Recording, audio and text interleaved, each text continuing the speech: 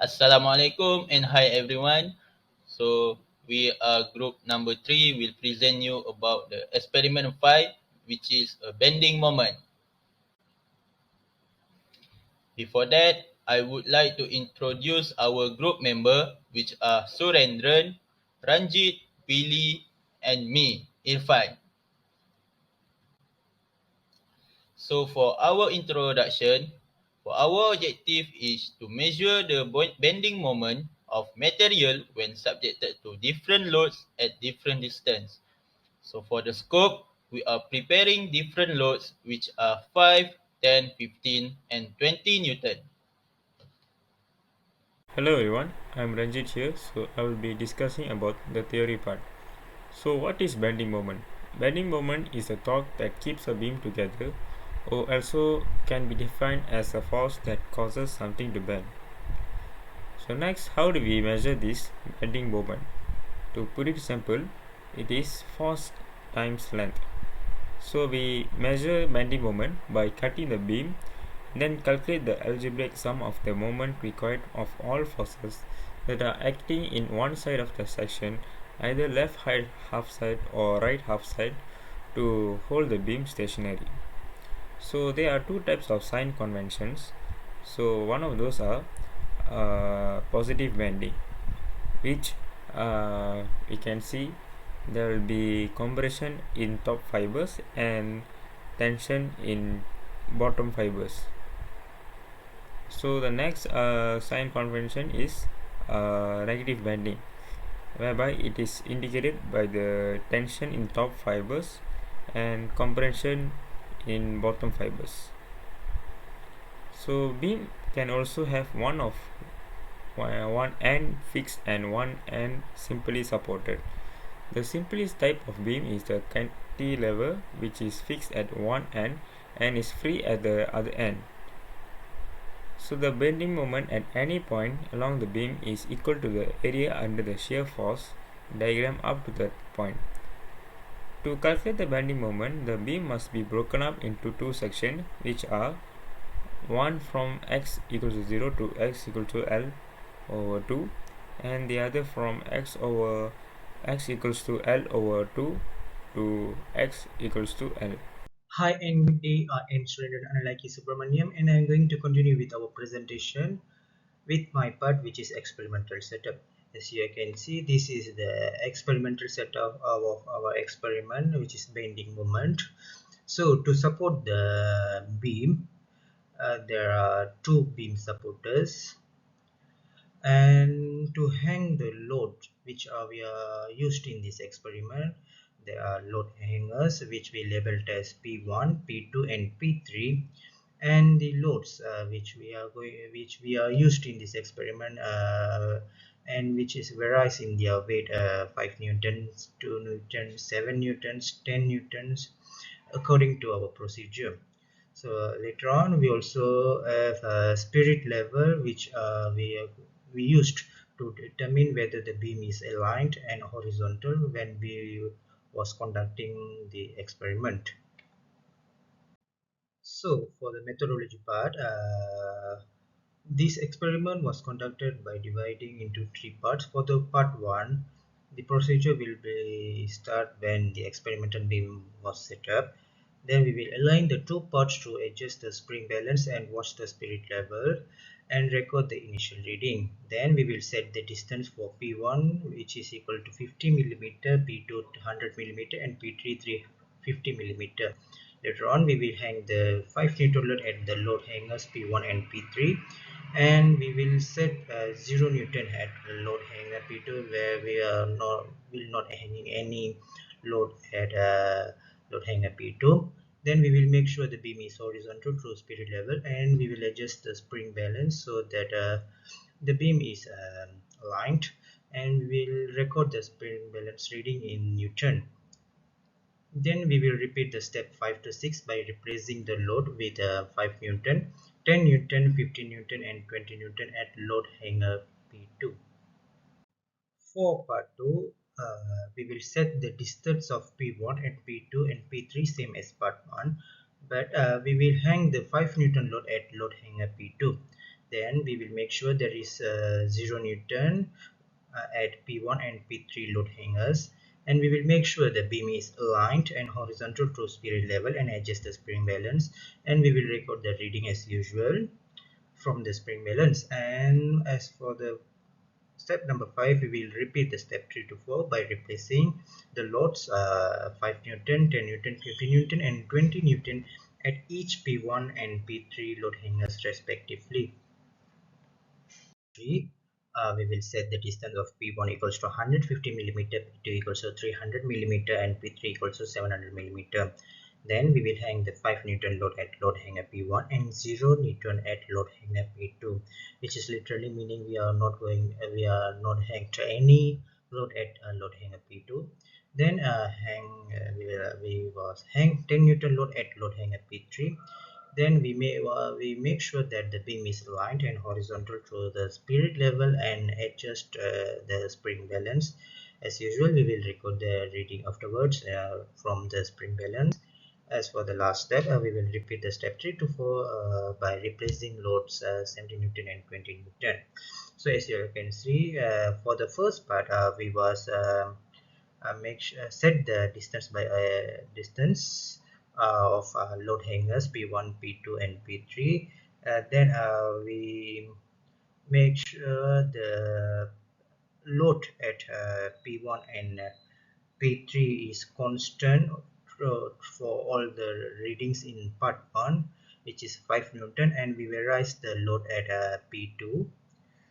And for the part 2, we make sure the distance is same as part 1, but we make the P2 as constant 5 Newton, and we varies the loads at P1 and P2. Later on, as you can see here, we set the distance again between the load hangers P1, P2 and P3, and we set the load at P1 is 5 Newton and at P2 is 0 Newton throughout this experiment. I mean for part specifically for part 3, whereas we vary the load at load hanger part 3. I mean load hanger P3. So this is because this is in order to achieve our objective of this experiment, which is to measure the bending moment of material when subjected to different loads at different distances. As usual, we need to wear a lab coat, and also since we are conducting this experiment with loads, we need to wear safety shoes.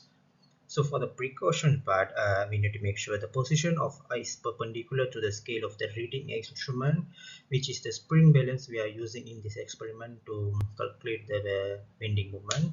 This is because to avoid the parallax error, which could be happened during our experiment. And also we need to use 4 decimal places while doing calculations so that the results will be more precise during calculations. So after conducting the experiment, we will tabulate our data. So for part 1, we will the distance we used is P1 equals to 50 mm, P2 equals to 300 mm and P3 equals to 800 mm. Then we will fix the P1 equals to 5 Newton and P2 equals to 5 Newton, P3 equals to 5 Newton. Then we will varies the load at P2, which is 0 Newton until 20 Newton. Then we will after read the spring balance, we will plot the values here. And for the experimental value, we will uh, calculate the experimental value by multiplying the net force with the arm of the beam we calculated earlier, which is 150 mm. So that's how we get the experimental value. And as for the theoretical value, here we show the theoretical calculations, where as we can see here, as we showed here. So When we get the positive value, it will be clockwise, and when we get the negative value, it will be in anti-clockwise. Equals to 50 millimeter, P2 equals to 300 millimeter, and P3 equals to 800 millimeter.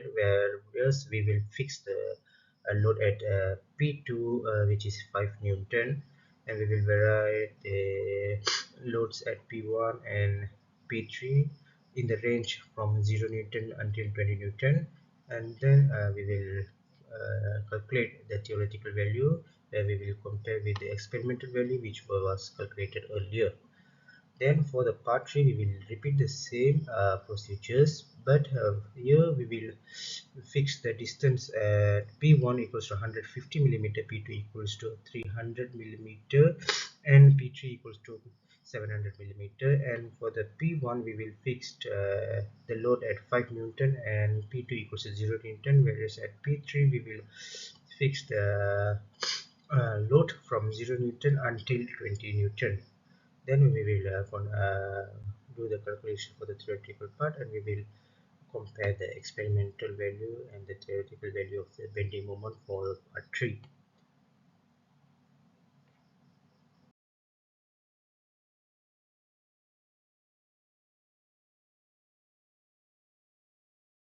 So finally, according to the data we tabulated earlier, for each part we will plot a graph to show the relationship between the different loads at different distances to the experimental and a theoretical value which was calculated earlier. So here this is the graph for the part 1, then this is the graph for the part 2, and hereby this is the graph for the part 3, and afterwards my friend will discuss furthermore into these graphs. So that's all from me. Thank you very much.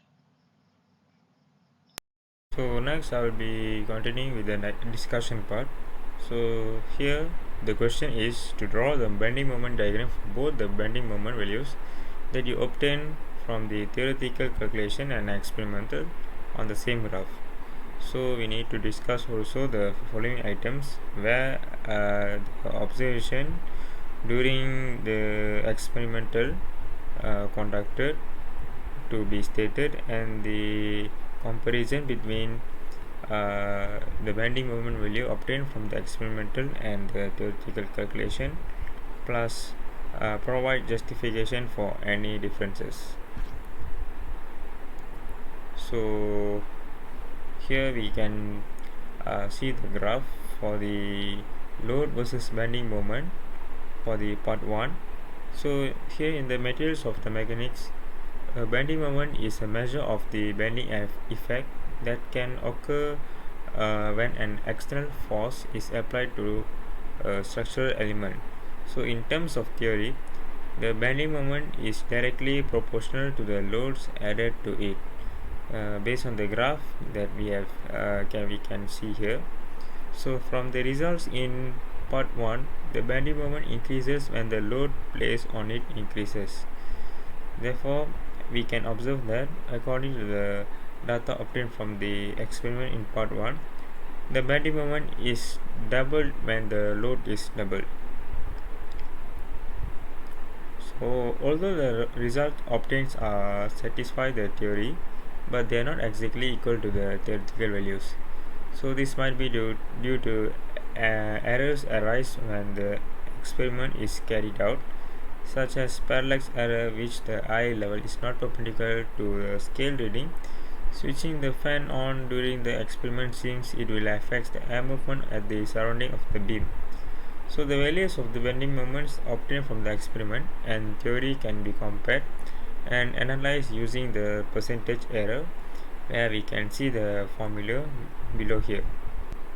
So using the formula, we have tabulated the percentage error for the part 1. So from the table constructed above, it is surely that experimental result deviates from the theoretical results.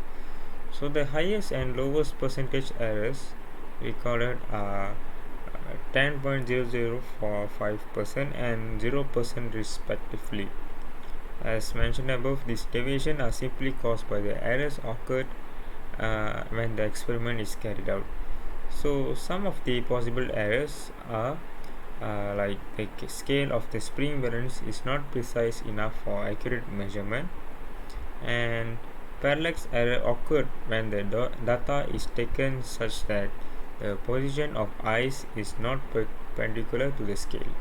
In conclusion, the objective of the experiment has been achieved. Result obtained in part 1 prove the bending moment is doubled when the load is doubled. So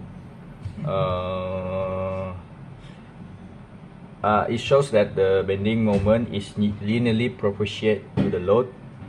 Besides that, the calculated average percentage error for part 1, part 2 and part 3 are 7.5%, 18.89% and 20.37% respectively. The existence of percentage error between the theoretical value and the experimental value shows that there are some errors occurring while conducting the experiment. Nevertheless, some safety procedures have been recommended to avoid such move. That's all from us. Thank you.